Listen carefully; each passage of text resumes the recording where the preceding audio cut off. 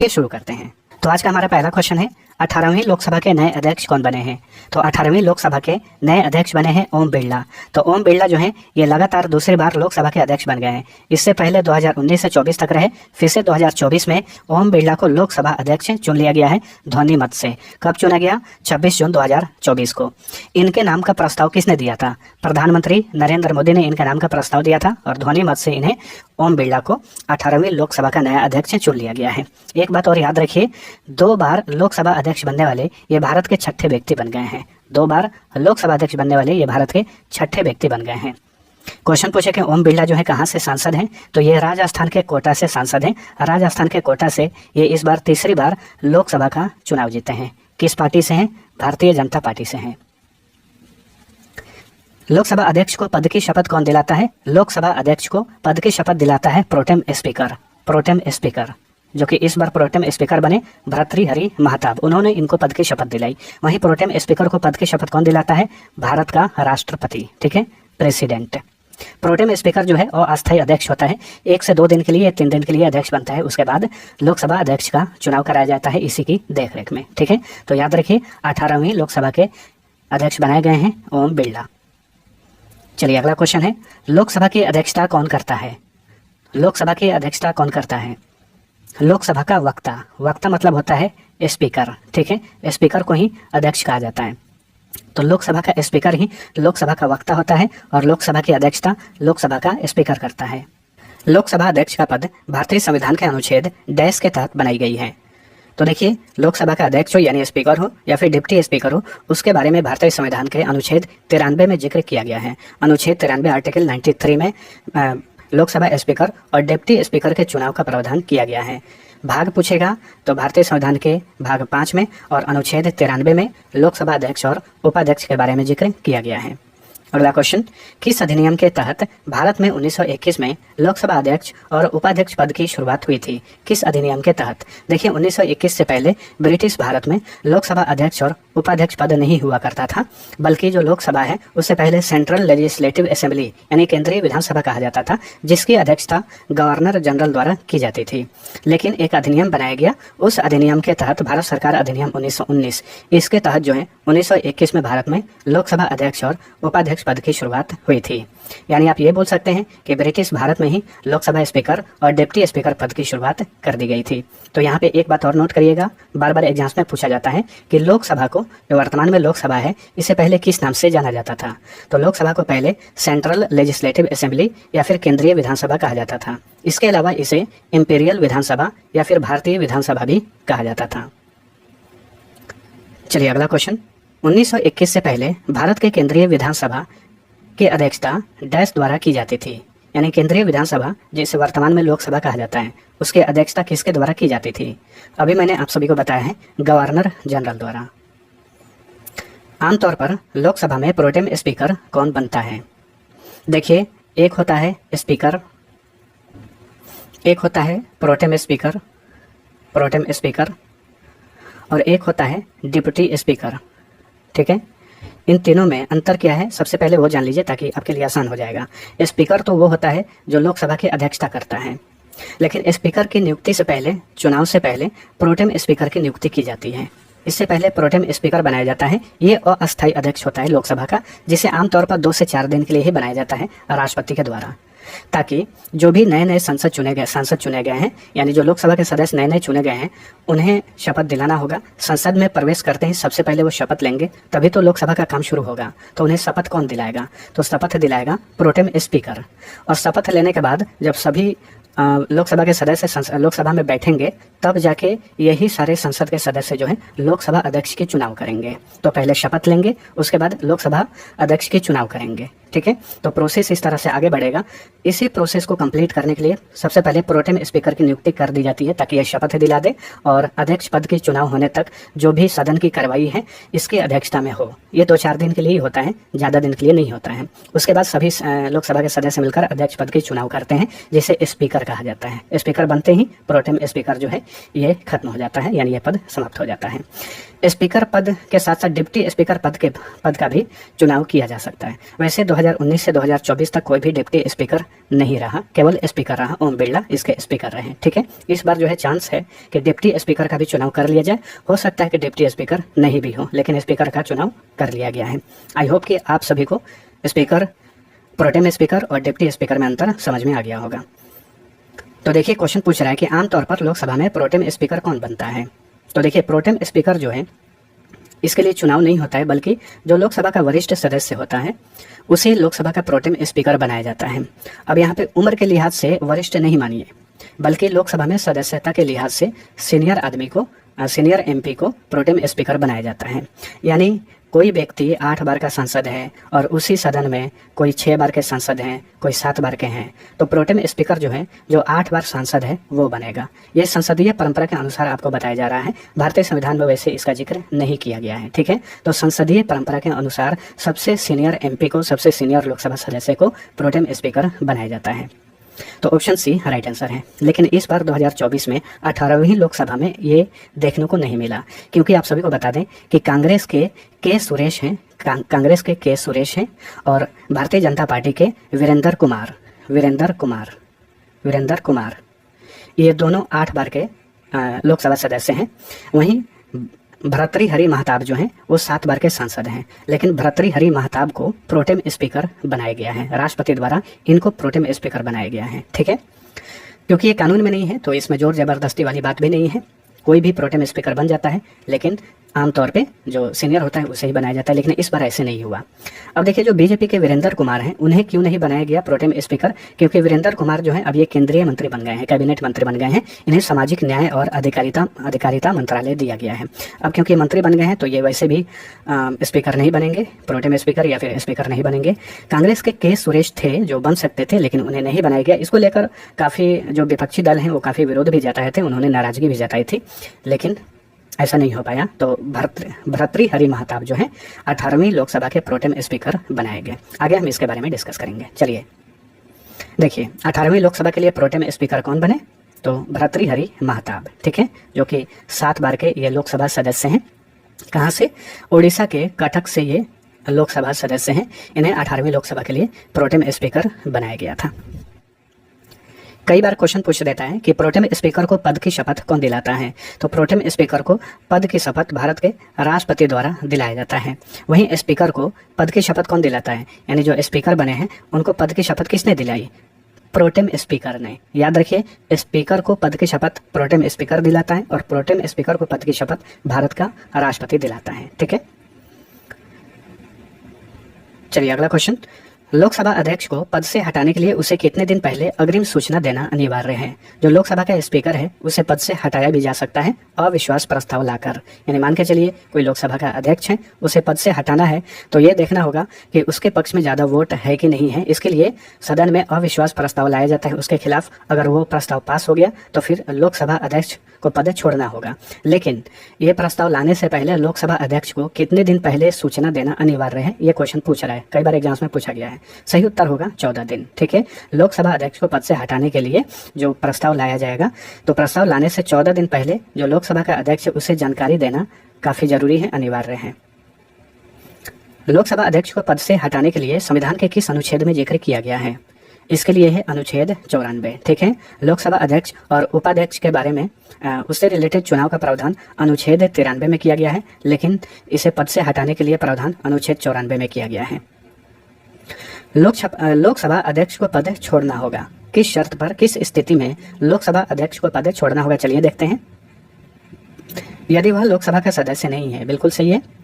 यदि लोकसभा के वर्तमान और मतदान करने वाले सदन की कुल संख्या का 50% से अधिक प्रभावी बहुमत पारित हो जाए, यानी लोकसभा में वर्तमान में जितने भी सदस्य हैं बैठे हुए हैं, जो गैर हाजिर है उसे नहीं लीजिए। मान के चलिए कोई व्यक्ति, कोई सांसद जो है लंदन चला गया, अमेरिका चला गया है और वो सदन में उपस्थित नहीं है, तो उसको मत जोड़िए। जो वर्तमान समय में सदन में उपस्थित सदस्य हैं उनमें वोटिंग कराई जाएगी। 50% से अधिक वोट अगर उसके खिलाफ पड़ता है जो लोकसभा का अध्यक्ष है, तो फिर उसे पद छोड़ना पड़ता है। ठीक है, यदि वह डिप्टी स्पीकर को लिखकर इस्तीफा दे दे, तो देखिए यहाँ से एक और क्वेश्चन बन गया कि जो लोकसभा का स्पीकर है वो किसको इस्तीफा सौंपता है, तो डिप्टी स्पीकर को अपना इस्तीफा सौंपता है वो। ठीक है, तो इस क्वेश्चन का राइट आंसर है ऑप्शन नंबर डी, उपर्युक्त सभी स्थितियों में लोकसभा का अध्यक्ष जो है पद छोड़ सकता है। संसद में लोकसभा का मुखिया कौन होता है? वेरी इंपॉर्टेंट क्वेश्चन है, और ये जो टर्म है शब्द मुखिया, इसे याद रखिएगा। लोकसभा का मुखिया कौन होता है? तो लोकसभा का मुखिया होता है लोकसभा का स्पीकर, यानी लोकसभा का अध्यक्ष। और क्वेश्चन पूछे कि लोकसभा में सदन का नेता कौन होता है? लोकसभा में सदन का नेता कौन होता है? सदन का नेता, तो सदन का नेता आमतौर पर प्रधानमंत्री होता है, ठीक है, या फिर प्रधानमंत्री जिस भी मंत्री को चाहे उसे सदन का नेता बना सकता है, लेकिन आमतौर पर लोकसभा में सदन का नेता होता है प्रधानमंत्री, वहीं लोकसभा का मुखिया होता है लोकसभा का अध्यक्ष। लोकसभा में सदन का प्रमुख कौन होता है? प्रमुख वक्ता कौन होता है? ठीक है, यहाँ पे क्या पूछ रहा है? लोकसभा में सदन का नेता नहीं पूछ रहा है, बल्कि सदन का प्रमुख प्रवक्ता या फिर वक्ता कौन होता है? तो ये होता है लोकसभा का अध्यक्ष, ठीक है, प्रवक्ता या फिर वक्ता, इसे इंग्लिश में स्पीकर कहा जाता है, तो आपको आसानी से ये पता चल जाएगा, ठीक है। लोकसभा में सदन का प्रमुख प्रवक्ता या फिर वक्ता होता है लोकसभा का स्पीकर। लोकसभा स्पीकर संविधान के किस अनुच्छेद के तहत संसद के दोनों सदनों की संयुक्त बैठक की अध्यक्षता करता है? तो देखिए, संसद में सबसे उच्च सदन है राज्यसभा, निम्न सदन है जिसे कहा जाता है लोकसभा, ठीक है। तो लोकसभा और राज्यसभा का जो संयुक्त बैठक होता है, पूछ रहा है कि उसकी अध्यक्षता लोकसभा स्पीकर द्वारा की जाती है। तो ये भी याद रखिए, राज्यसभा और लोकसभा का जो संयुक्त बैठक होता है उसकी अध्यक्षता कौन करता है? लोकसभा अध्यक्ष करता है। इसके लिए भारतीय संविधान के किस अनुच्छेद में जिक्र किया गया है? तो ये है अनुच्छेद 108। अनुच्छेद 108 के तहत लोकसभा का अध्यक्ष जो है संसद के संयुक्त सत्र जो होता है उसके बैठक की अध्यक्षता करता है। चलिए अगला क्वेश्चन। लोकसभा स्पीकर डैश के अनुरोध पर सदन की गुप्त बैठक की अनुमति दे सकता है। किसके अनुरोध पर? सदन के नेता के अनुरोध पर। सदन के नेता यानी प्रधानमंत्री के अनुरोध पर जो लोकसभा का स्पीकर है सदन की गुप्त बैठक की अनुमति दे सकता है। लोकसभा का पीठासीन अधिकारी कौन होता है? लोकसभा का पीठासीन अधिकारी होता है लोकसभा का स्पीकर यानी लोकसभा का अध्यक्ष, ठीक है। तो याद रखिएगा, लोकसभा का पीठासीन अधिकारी या लोकसभा का मुखिया या लोकसभा का सदन का मुख्य प्रवक्ता कौन होता है? लोकसभा का अध्यक्ष। वहीं लोकसभा में सदन का नेता होता है प्रधानमंत्री। लोकसभा के प्रथम अध्यक्ष कौन थे? कई बार एग्जाम्स में पूछा गया है। लोकसभा के प्रथम अध्यक्ष थे GV मावलंकर यानी गणेश वासुदेव मावलंकर, ठीक है। प्रथम लोकसभा का गठन कब किया गया था भारत में? 17 अप्रैल 1952 को। तो प्रथम लोकसभा स्पीकर कौन बने थे? गणेश वासुदेव मावलंकर। अगर क्वेश्चन पूछे कि स्वतंत्र भारत के इतिहास के लोकसभा के प्रथम प्रोटेम स्पीकर कौन थे, तो यही थे, गणेश वासुदेव मावलंकर प्रोटेम स्पीकर बने और फिर ये तुरंत स्पीकर भी बने। लोकसभा के प्रथम उपाध्यक्ष कौन थे? तो लोकसभा के प्रथम डिप्टी स्पीकर कौन थे? ये थे M अनंत शयनम अयंगर, और ये आगे चलकर भारत के दूसरे स्पीकर भी बने, ठीक है। JV मावलंकर के बाद दूसरे स्पीकर कौन बने? M अनंत शयनम अयंगर। और पूछे कि लोकसभा के प्रथम उपाध्यक्ष कौन थे, तो यही थे M अनंत शयनम अयंगर, MA अयंगर। चलिए अगला क्वेश्चन। लोकसभा की प्रथम महिला अध्यक्ष कौन थी? लोकसभा की प्रथम महिला अध्यक्ष थी मीरा कुमार, जो कि पद पर रही 2009 से लेकर 2014 तक। 17वीं लोकसभा के अध्यक्ष कौन थे? तो 17वीं लोकसभा के अध्यक्ष ओम बिरला थे, और देखिए 18वीं लोकसभा के भी ये अध्यक्ष बनाए गए हैं, ठीक है। बीजेपी के नेता हैं, राजस्थान के कोटा लोकसभा क्षेत्र से ये लोकसभा सदस्य के रूप में चुने गए हैं, ठीक है। तो ये लगातार दूसरी बार जो है लोकसभा के स्पीकर पद के लिए चुने गए हैं, और ये रिकॉर्ड भी बना सकते हैं। अगर ये दूसरा कार्यकाल पूरा कर लेते हैं तो ये लगातार 10 साल तक लोकसभा का स्पीकर बन जाएंगे, और अभी तक कोई भी व्यक्ति भारत में, आज़ाद भारत के इतिहास में लगातार 10 साल तक लोकसभा का स्पीकर नहीं रहा है। तो इनके हाथ में ये रिकॉर्ड बनाने का गोल्डन चांस है। वैसे एक व्यक्ति हैं जो 9 साल कुछ दिन तक लोकसभा का स्पीकर रहे थे, लेकिन 10 साल तक कोई भी नहीं रहा है। लोकसभा का जो अध्यक्ष होता है यह पद काफ़ी शक्तिशाली होता है। इसे भारत के मुख्य न्यायाधीश के जो पद होता है उसके बराबर माना जाता है। अनुशासन में कमी पाए जाने पर कोई भी लोकसभा का सदस्य हो उसे ये निलंबित कर सकता है, या फिर किसी भी जो लोकसभा का सदस्य है अगर उसे 2 साल से अधिक की सजा हुई है किसी केस में, तो फिर उसे भी ये निलंबित कर सकता है। जैसे कि राहुल गांधी को कुछ महीना 1-1.5 साल पहले उन्हें निलंबित कर दिया गया था, ठीक है। तो ये काफ़ी पावरफुल पद होता है लोकसभा का अध्यक्ष। तो याद रखिए 17वीं और 18वीं लोकसभा के अध्यक्ष ओम बिरला। लोकसभा के स्पीकर डैश का भी प्रमुख होता है। तो लोकसभा का स्पीकर जो है ये किसका प्रमुख होता है? ये लोकसभा सचिवालय का भी प्रमुख होता है।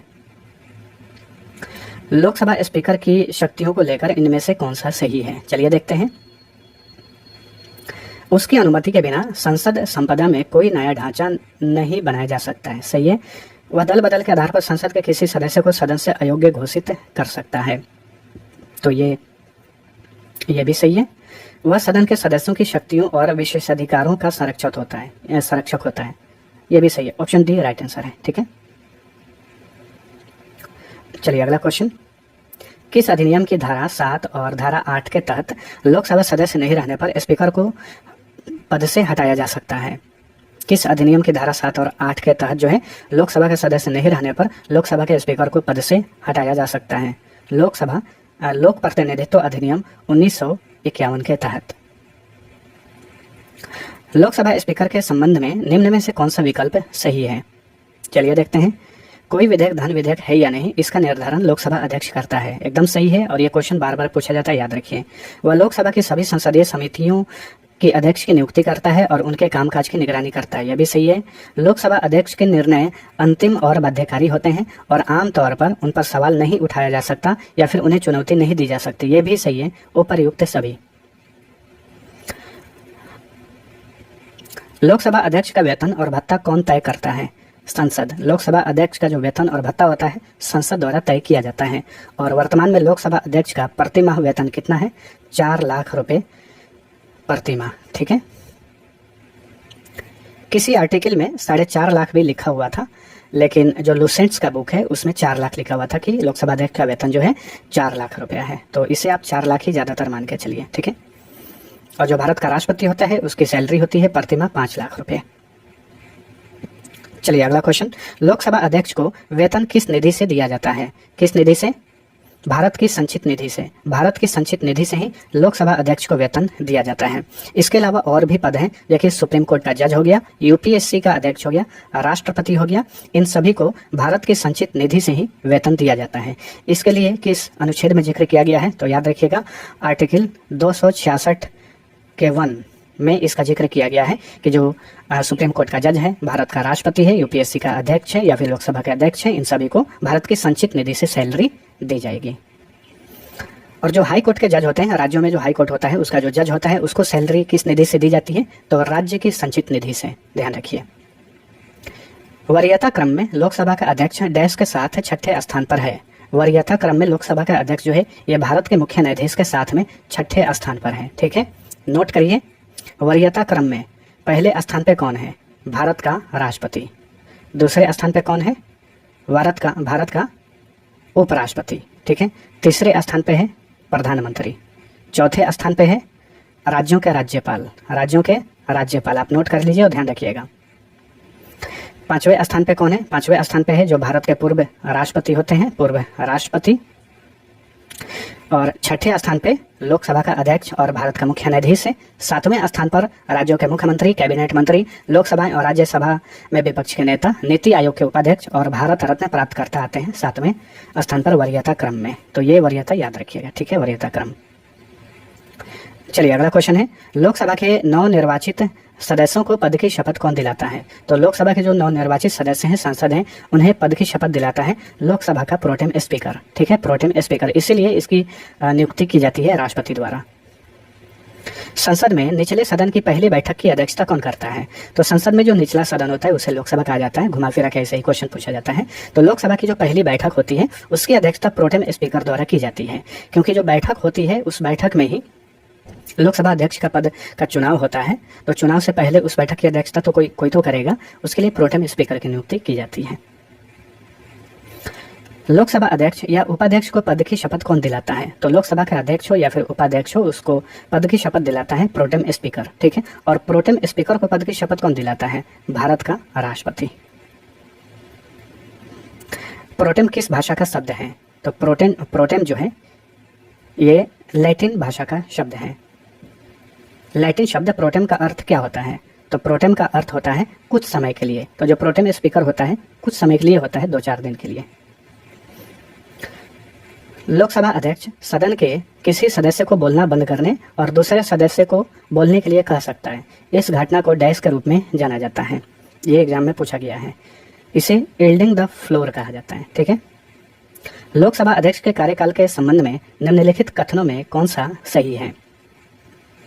वह राष्ट्रपति के प्रसाद पर्यंत पद धारण करता है? बिल्कुल नहीं। जो लोकसभा के अध्यक्ष है, जो लोकसभा के सदस्य होते हैं, वो सभी मिलकर चुनाव करते हैं। चुनाव के समय उसे सदन का सदस्य होने की आवश्यकता नहीं है, लेकिन उसके चुनाव की तारीख से 6 महीने के भीतर सदन का सदस्य बनना होगा। यह भी गलत है, बिल्कुल नहीं। यदि वह इस्तीफा देने का इरादा रखता है तो उसके इस्तीफे का पत्र उपाध्यक्ष को संबोधित करना होगा। यह सही है। तो ऑप्शन सी राइट आंसर होगा। इस क्वेश्चन का सही उत्तर है ऑप्शन सी। 18वीं लोकसभा का पहला सत्र कब से कब तक चला? तो देखिए, अभी जो चल रहा है लोकसभा, ये 18वीं लोकसभा है। 18वीं लोकसभा की अवधि है 2024 से 2029, ठीक है। वहीं 18वीं लोकसभा का पहला सत्र कब से कब तक आयोजित किया गया? ये 24 जून को शुरू हुआ, 3 जुलाई को समाप्त हुआ, ठीक है। 24 जून से 3 जुलाई 2024। तो 18वीं लोकसभा का सत्र कब शुरू हुआ याद रखना है आपको, 24 जून 2024 क्वेश्चन पूछ सकता है। लोकसभा अध्यक्ष को प्रतिमाह वेतन के रूप में कितना रुपए मिलता है? 4 लाख प्रतिमाह। आमतौर पर लोकसभा अध्यक्ष का कार्यकाल कितने साल का होता है? 5 साल का, ठीक है। जो लोकसभा की अवधि होती है, लगभग उस अवधि तक ये अध्यक्ष पद पर बना रहता है, लोकसभा का स्पीकर। तो आमतौर पर इसका कार्यकाल 5 साल का होता है। अगर उससे पहले ये इस्तीफा दे दे या फिर लोकसभा का सदस्य नहीं रहे तो भी पद से ये हट सकता है। लोकसभा के प्रथम प्रोटेम स्पीकर कौन थे? जी.वी. मावलंकर। ये लोकसभा के प्रथम प्रोटेम स्पीकर और लोकसभा के प्रथम स्पीकर थे गणेश वासुदेव मावलंकर। मावलंकर होगा, ठीक है। ये टाइपिंग मिस्टेक है, मावलंकर। लोकसभा का अस्थायी अध्यक्ष किसके द्वारा नियुक्त किया जाता है? भारत के राष्ट्रपति द्वारा। तो ऑप्शन सी राइट आंसर है, ठीक है। भारत के राष्ट्रपति द्वारा प्रोटेम स्पीकर की नियुक्ति की जाती है और राष्ट्रपति ही इसे शपथ भी दिलाता है। लोकसभा के अस्थायी अध्यक्ष को पद की शपथ कौन दिलाता है? भारत का राष्ट्रपति। लोकसभा अध्यक्ष निम्न में से किस रूप में शपथ लेता है? किस रूप में शपथ लेता है? लोकसभा के आम सदस्य के रूप में, ठीक है। लोकसभा अध्यक्ष अपना त्याग पत्र किसको देता है? लोकसभा के उपाध्यक्ष को। लोकसभा अध्यक्ष को किस प्रकार पद से हटाया जा सकता है? लोकसभा के सदस्यों द्वारा साधारण बहुमत से संकल्प पारित करके। सही उत्तर है ऑप्शन नंबर ए।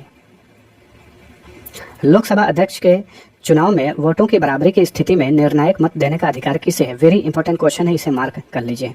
तो लोकसभा अध्यक्ष के चुनाव में वोटों की बराबरी की स्थिति में, मान के चलिए लोकसभा अध्यक्ष के लिए चुनाव हो रहा है, जो भी पक्ष विपक्ष के लोग हैं अपने अपने कैंडिडेट को वोट डाल रहे हैं और मान के चलिए कि दोनों तरफ से वोट बराबर हो गए, तो अंतिम जो निर्णायक मत होगा वो कौन देगा? वो देगा लोकसभा का अध्यक्ष। तो ऑप्शन इसका बी राइट आंसर है, ठीक है। ये सिर्फ निर्णायक मत ही दे सकता है, आम वोटिंग में लोकसभा का अध्यक्ष हिस्सा नहीं ले सकता है। लोकसभा अध्यक्ष को क्या केवल टाई रहने पर मत देने का अधिकार है? केवल ये निर्णायक मत ही दे सकता है। यदि लोकसभा के अध्यक्ष एवं उपाध्यक्ष दोनों के पद रिक्त होते हैं तो सदन की बैठकों की अध्यक्षता कौन करता है? तो देखिए, अध्यक्ष स्पीकर और डिप्टी स्पीकर दोनों का पद रिक्त हो तो सदन की बैठक की अध्यक्षता कौन करता है? तो ये करता है सदन द्वारा अनुमोदित चेयरपर्सन के पैनल से प्रथम सदस्य। देखिए, यहाँ पर भी एक टाइपिंग मिस्टेक हुआ है, आपको सुधार करना होगा।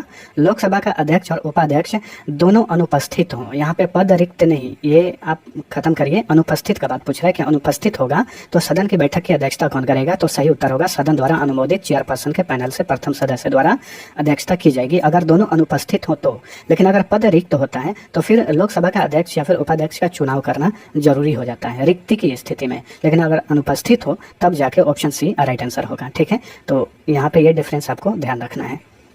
निम्न में से किस समिति का पदेन अध्यक्ष लोकसभा अध्यक्ष होता है? नियम समिति। नियम समिति का पदेन अध्यक्ष जो है लोकसभा का अध्यक्ष होता है। लोकसभा में गणपूर्ति यानी कोरम पूरा नहीं होने की स्थिति में लोकसभा अध्यक्ष क्या कर सकता है? तो सदन का स्थगन कर सकता है, सदन का निलंबन भी कर सकता है। तो ऑप्शन सी राइट आंसर है, उपर्युक्त में से कुछ भी कर सकता है। लोकसभा में गणपूर्ति कोरम, इसका मतलब क्या है? देखिए, लोकसभा में टोटल सीट वर्तमान में कितना है? 543 है। और लोकसभा का जो बैठक होता है तो उसकी बैठक करने के लिए, काम करने के लिए जो गणपूर्ति है वो 1/10 भाग होना जरूरी है। यानी कम से कम सदन में 55 सदस्य होने चाहिए, तब जाके लोकसभा में कार्यवाही होगी, कोई भी काम होगा। इससे अगर सदस्य कम होता है, 1/10 भाग से कम होता है, उसे ही कोरम पूरा नहीं करना कहा जाता है या फिर गणपूर्ति नहीं होना कहा जाता है, ठीक है। इस स्थिति में सदन स्थगित किया जा सकता है, सदन का निलंबन भी किया जा सकता है लोकसभा अध्यक्ष द्वारा। लोकसभा में कोई भी कार्य करने के लिए न्यूनतम कोरम कितना आवश्यक है? तो अभी मैंने आप सभी को बताया, ऑप्शन देख के आप सही उत्तर बताइए। सही उत्तर होगा ऑप्शन नंबर ए, सदन के सदस्यों की कुल संख्या का 10वां हिस्सा। डैश को संविधान की 10वीं अनुसूची के तहत अनियंत्रित व्यवहार को दंडित करने और दल बदल के आधार पर सदस्यों को अयोग्य ठहराने का अधिकार है। लोकसभा अध्यक्ष के पास ये अधिकार है। ठीक है, निम्न में से किसकी नियुक्ति लोकसभा अध्यक्ष द्वारा की जाती है? लोकसभा महासचिव की नियुक्ति लोकसभा अध्यक्ष के द्वारा की जाती है। लोकसभा और राज्यसभा के संयुक्त बैठक की अध्यक्षता कौन करता है? लोकसभा का अध्यक्ष। निम्नलिखित में से कौन सा लोकसभा अध्यक्ष के अधिकार में नहीं है? वाद विवाद एवं मतदान में भाग लेना। ठीक है, मतदान में ये भाग नहीं ले सकता है, वाद विवाद में भी ये हिस्सा नहीं ले सकता है, मतदान के मामले में ये सिर्फ निर्णायक मत ही दे सकता है। इसके अलावा लोकसभा अध्यक्ष जो है ये निश्चय करता है कि कोई विधेयक धन विधेयक है या नहीं। ठीक है, इसके अलावा सदन की कार्रवाइयों एवं प्रक्रियाओं का कार्य संचालित करता है लोकसभा अध्यक्ष। इस क्वेश्चन का राइट आंसर है option number C. Next, Bharat में लोकसभा का अध्यक्ष क्या होता है? निर्वाचित किया जाता है, चुना जाता है। आमतौर पर भारत में, आज़ाद भारत के इतिहास में आम सहमति द्वारा ही अब तक लोकसभा का अध्यक्ष कोई भी बना है, लेकिन 2024 में 18वीं लोकसभा में ऐसा पहली बार हुआ कि लोकसभा का जो अध्यक्ष होता है उस पद का चुनाव कराया गया सदन में। ठीक है, क्योंकि दो लोग खड़े हुए थे, कांग्रेस की तरफ से के सुरेश और बीजेपी की तरफ से ओम बिरला, तो ओम बिरला जो है ये चुनाव जीत गए हैं। और ये भी याद रखिए, लोकसभा का अध्यक्ष पद का जब चुनाव कराया जाता है वोट कौन डालता है? तो लोकसभा के जो सदस्य होते हैं केवल वही वोट डाल सकते हैं। ना राज्यसभा का सदस्य वोट डाल सकता है, ना ही भारत की आम जनता वोट डाल सकती है। केवल लोकसभा के सदस्य ही वोट डाल सकते हैं जो सदन में मौजूद हैं। भारत के किस राष्ट्रपति ने पूर्व में लोकसभा अध्यक्ष पद भी संभाला था? सही उत्तर है नीलम संजीव रेड्डी। आगे चल के ये भारत के राष्ट्रपति भी बने। ये भारत के 6ठे नंबर के राष्ट्रपति बने 1977 से लेकर 1982 तक। प्रथम स्पीकर जिनके खिलाफ लोकसभा में अविश्वास प्रस्ताव लाया गया था कौन थे? तो ये थे जीवी मावलंकर। ये भारत के प्रथम स्पीकर थे जिनके खिलाफ लोकसभा में अविश्वास प्रस्ताव लाया गया था। कब लाया गया था? 18 दिसंबर 1954 को। वैसे ये प्रस्ताव पास नहीं हो पाया था। निम्नलिखित में से कौन लोकसभा के अध्यक्ष के पद पर 2 अवधियों के लिए निर्वाचित नहीं हुए थे? तो ये हैं बलिराम भगत। इसके अलावा GMC बालयोगी, एन संजीवा रेड्डी, बलराम झाकड़, ये ऐसे लोग हैं जो कि लोकसभा अध्यक्ष के पद पर 2 बार निर्वाचित हुए थे। भारत में लोकसभा के पिता किसे कहा जाता है? GV मावलंकर को भारत में फादर ऑफ लोकसभा कहा जाता है। सबसे लंबे समय तक सेवा करने वाले लोकसभा अध्यक्ष कौन थे? तो ये बलराम झाकड़ हैं। बलराम झाकड़ थे। 9 साल 329 दिन तक ये लोकसभा के अध्यक्ष बने रहे हैं। ठीक है, अगर ओम बिरला दूसरा टर्म भी पूरा कर लेते हैं तो लगातार 10 साल तक अध्यक्ष पद पे वो बन जाएंगे और इनका रिकॉर्ड ओम बिरला तोड़ सकते हैं। ठीक है, अब आगे देखिए क्या होता है। राष्ट्रपति द्वारा संविधान के किस अनुच्छेद के तहत प्रोटेम स्पीकर की नियुक्ति की जाती है? अभी हमने पढ़ा है कि जो लोकसभा का स्पीकर होता है या डिप्टी स्पीकर होता है उनकी नियुक्ति अनुच्छेद 93 के तहत की जाती है, लेकिन जो प्रोटेम स्पीकर है इसकी नियुक्ति किस अनुच्छेद के तहत की जाती है? अनुच्छेद 95 के 1 द्वारा। ठीक है, लोकसभा के प्रथम दलित स्पीकर कौन थे? तो लोकसभा के प्रथम दलित स्पीकर थे गंती मोहन चंद्र बालयोगी। इनके बारे में एक और पॉइंट्स याद रखिए, ये सबसे कम उम्र के स्पीकर भी थे। अब तक के सबसे कम उम्र के लोकसभा स्पीकर यही थे, गंती मोहन चंद्र बालयोगी। मात्र 47 वर्ष की आयु में ये लोकसभा का अध्यक्ष बन गए थे। कब? 1998 में। किस पार्टी से थे? TDP, तेलुगु देशम पार्टी से थे। लोकसभा के इतिहास के सबसे युवा स्पीकर का नाम बताइए। देखिए, अभी मैंने आप सभी को बताया GMC बालयोगी, पूरा नाम है गंती मोहन चंद्र बालयोगी। लोकसभा में विपक्ष के किसी दल के नेता के रूप में मान्यता किसके द्वारा दी जाती है? राष्ट्रपति द्वारा। ठीक है, लोकसभा में विपक्ष के किसी दल के नेता के रूप में मान्यता कौन प्रदान करता है? राष्ट्रपति। जो विपक्ष का नेता होता है वो, जो विपक्ष में जो 1/10 भाग, जो दल कुल लोकसभा सीट का 1/10 भाग सीट जीत जाती है, वो अपना एक नेता चुनती है। ठीक है, अगर वो बहुमत में नहीं है तो उसे विपक्ष का नेता बनाया जाता है और यह मान्यता देता है भारत का राष्ट्रपति। निम्नलिखित में से कौन प्रथम जनजातीय लोकसभा अध्यक्ष थे? तो ये थे PA संगमा, पूर्णो अगितोक संगमा, PA संगमा इन्हें कहा जाता है। ये भारत के प्रथम जनजातीय लोकसभा अध्यक्ष थे। ठीक है, तो याद रखिए, भारत के प्रथम दलित लोकसभा अध्यक्ष थे GMC बालियोगी। वहीं भारत के प्रथम जनजातीय लोकसभा अध्यक्ष थे PA संगमा। लोकसभा में वोटिंग के दौरान पहले चरण में कौन मत नहीं डाल सकता? लोकसभा का अध्यक्ष। बराबरी की स्थिति में ये सिर्फ निर्णायक मत ही डाल सकता है। भारतीय संविधान के किस अनुच्छेद में यह कहा गया है कि मत बराबर होने की स्थिति में लोकसभा का अध्यक्ष का महत्व निर्णायक होगा, मत निर्णायक होगा और वह उसका प्रयोग करेगा?